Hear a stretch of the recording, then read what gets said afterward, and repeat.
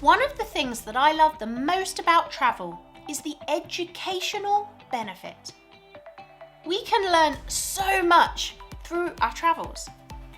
Whether it's learning how to say hello in Arabic on our travels through the Middle East, learning to cook pad thai in a cooking class in Thailand, learning about sloths at a rehabilitation centre in Costa Rica, or simply learning about the way that wild animals roam across the Serengeti whilst on safari in Tanzania.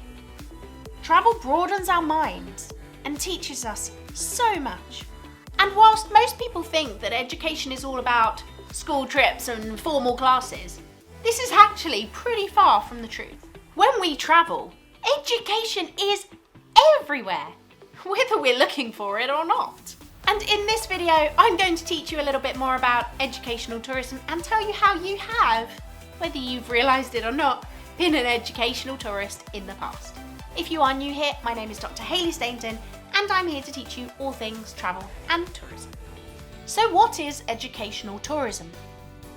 Well, as Latour noted in 2011, the world is one school. And this couldn't be more true.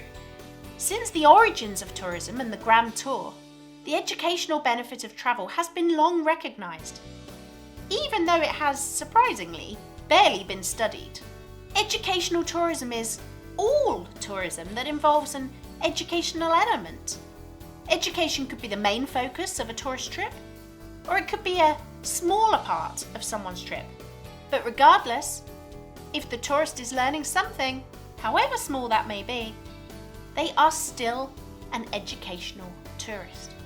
And educational tourism comes in all shapes and sizes. In fact, educational tourism is actually a macro niche tourism, which is subsequently found in many different types of tourism.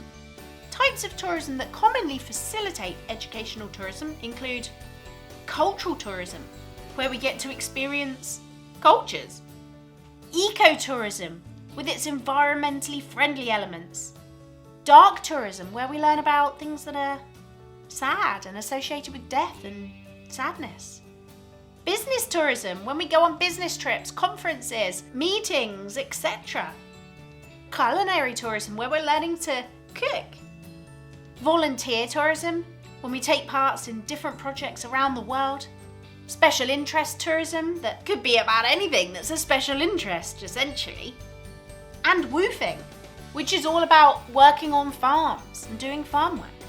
Educational tourism is found in many different regards, and this can be in a formal or an informal context, or somewhere in between.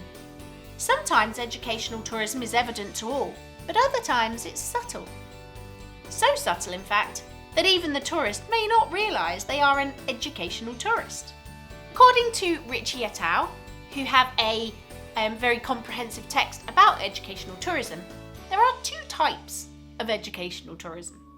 Educational tourism can be divided into two segments. The first is university, college and school tourism, in which the tourist experience is secondary to formal learning and can be described as education first. The second is edutourism, defined as general travel for education and known as tourist first. In addition to this, I think there should be a third classification too, which I call consequential educational travel. So let's talk about these three types of educational travel, or educational tourism, in a little bit more detail. Education first tourism is the most known form of educational tourism. However, in reality, it's less common than the other two types of educational tourism. Education first is the most formal educational tourism setting, and it can take a number of different forms. Examples include studying abroad at college or university, attending a boarding school abroad, doing a qualification overseas, for example a TEFL qualification, language exchange programs, taking a course abroad, such as learning to dive or learning a language, learning to cook, etc. Service learning, educational school trips, Girl Guide or Scout trips, world schooling, and cultural immersion, for example, working as an au pair. Many people choose to study abroad because they are in search of a new experience or because this provides opportunities for them that are not available at home. Study abroad has been found to significantly aid learning and is now common practice within schools, colleges, and universities. Abrams, back in 1979, stated that study abroad is better defined, actually, as learning through experience abroad.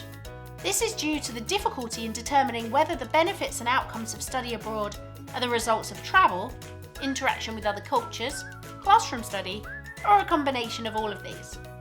Tourist first. The tourist first experience is when learning is acquired through tourist experiences outside of the classroom. This can also take many different forms. For example, it could be learning about the history of the long neck tribe in Thailand when you go to visit on an excursion. Or it could be visiting the Egyptian Museum in Cairo when you're travelling in Egypt.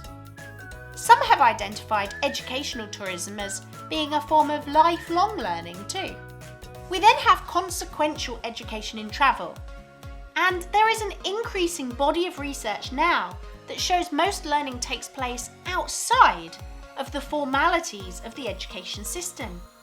In fact, there has been an exponential increase over the past 2 decades in the amount of learning that derives from self-directed experiences on the internet or as part of leisure activities.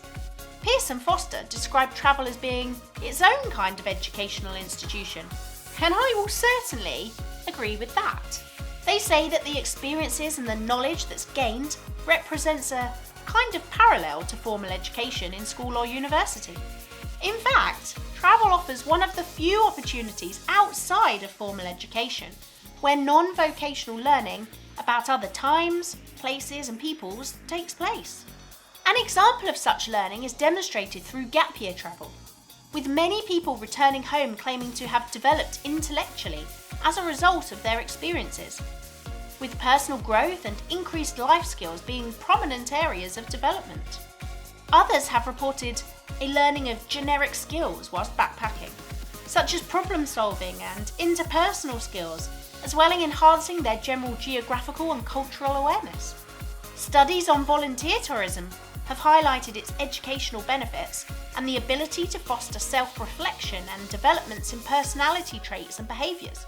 It has also been known for those involved with international travel to develop skills such as problem solving, time management and communication. Although the curriculum of such informal learning may not be well organised, there is plenty of information to process, and travellers are likely to acquire new skills and perspectives as a result.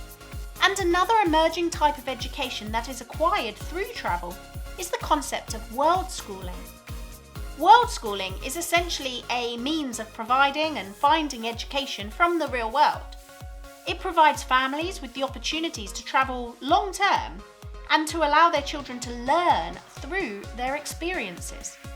World schooling essentially removes teachers, classrooms, schools, and predefined curriculums, and it allows children to learn through environments, cultures, climates, histories, and societies that they naturally encounter on their travels. And educational tourism is generally a pretty good thing. Here's why. Educational tourism can teach us more about the world that we live in and more about ourselves. It can provide us with a greater worldview and an understanding of the world that is around us, transforming us into global citizens. Travel can encourage cognitive growth and learning, and it can help to dispel stereotypes.